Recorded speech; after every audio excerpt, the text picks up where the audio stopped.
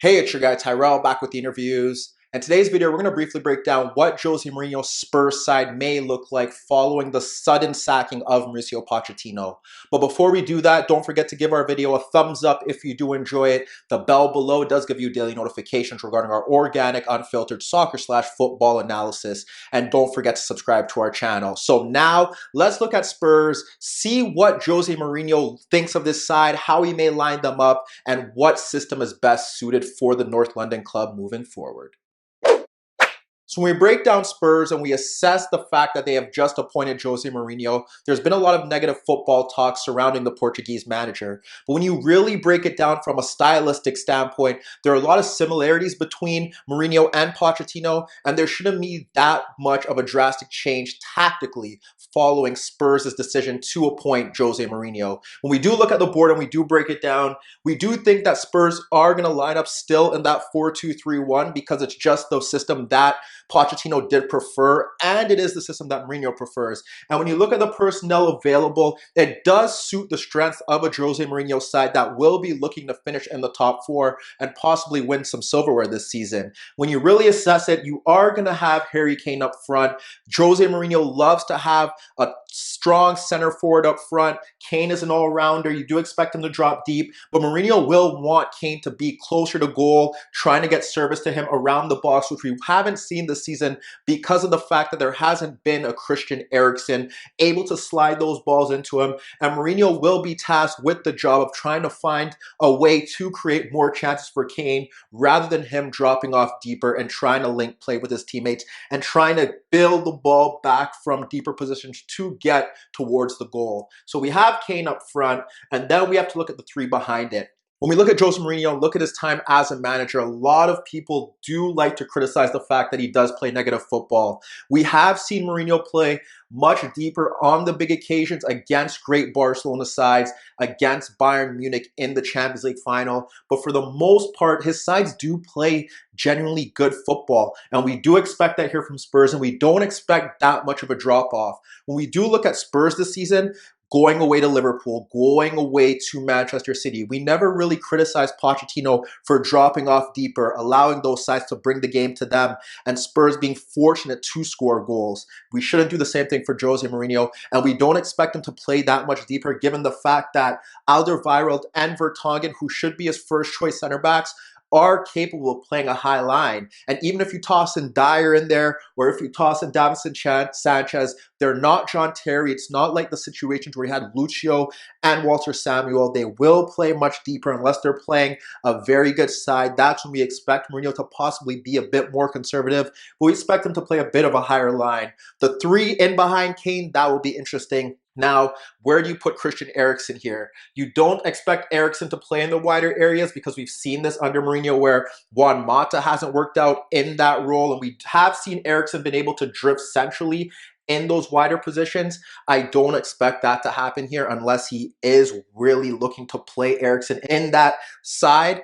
Obviously, when you look at Eriksen, you want to have him as number 10, and he's capable of playing this role because although Eriksen is a bit diminutive, when you really look at it, he's able to press, he works hard without the ball, and he does offer that creativity that perhaps Spurs have been lacking. However, with Eriksen really not looking that he's in check to play for Spurs, unless there is a Mourinho revival, we can see Eriksen out of the side and still have Spurs functioning because they can introduce Dele Alli into that role, and he's the ideal number 10 for Jose Mourinho, able to offer that creativity if need be. He's not a natural number 10, but what he does offer you is goals with his ability to break into the box.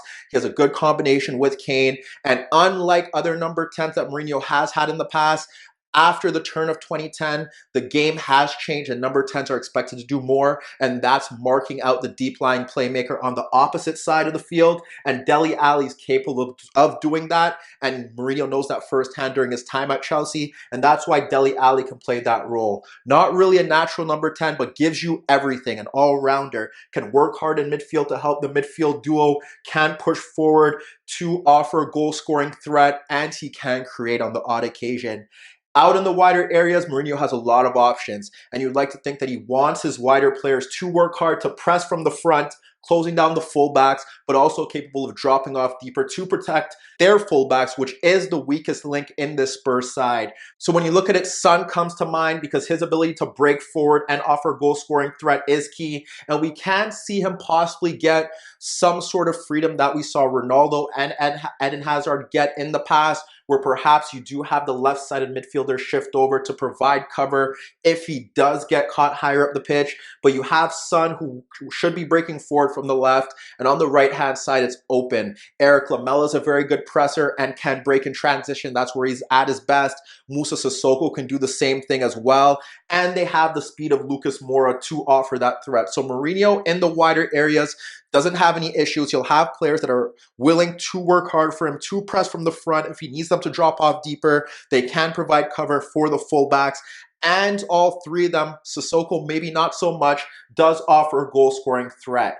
In midfield, now Mourinho has also options. Harry Winks could be the sacrificial lamb here because he does sit a bit deeper, a bit lightweight, and he is able to play passes across the field, more so sideways, but he's able to retain possession, and that can be key. But when you look at the midfield options, Mourinho, during his time at Manchester United, has been keen on Eric Dyer, and we can see Eric Dyer possibly playing that holding role. Why? He's very tall, physical specimen, can do the job of providing cover for the attacking players to maximize their talent, but he's also capable of dropping into a back three if need be to push the fullbacks forward. So if Eric Dyer's in one position, then who plays in the other? And Ndombele is the all-action runner, box-to-box player, can link play, break-up play. He does it all. If he's fit, you can see those two playing in the midfield when Spurs do play big opposition. But if they are to play sides that are lesser, inferior opposition, you can see Christian Eriksen dropping into that deeper role. He can play that role as well. Something similar to, let's say, Fabregas during his Chelsea days, when Mourinho did play Fabregas in those deeper roles against sides that would drop off a bit deeper. You have creativity in Ali playing closer to Kane, and then you have a passer from those deeper areas that Spurs do lack. But in the bigger games, if they do play it too, don't be surprised if you do see Dyer and Ndombele, or perhaps you can see Winks slide into that role as well.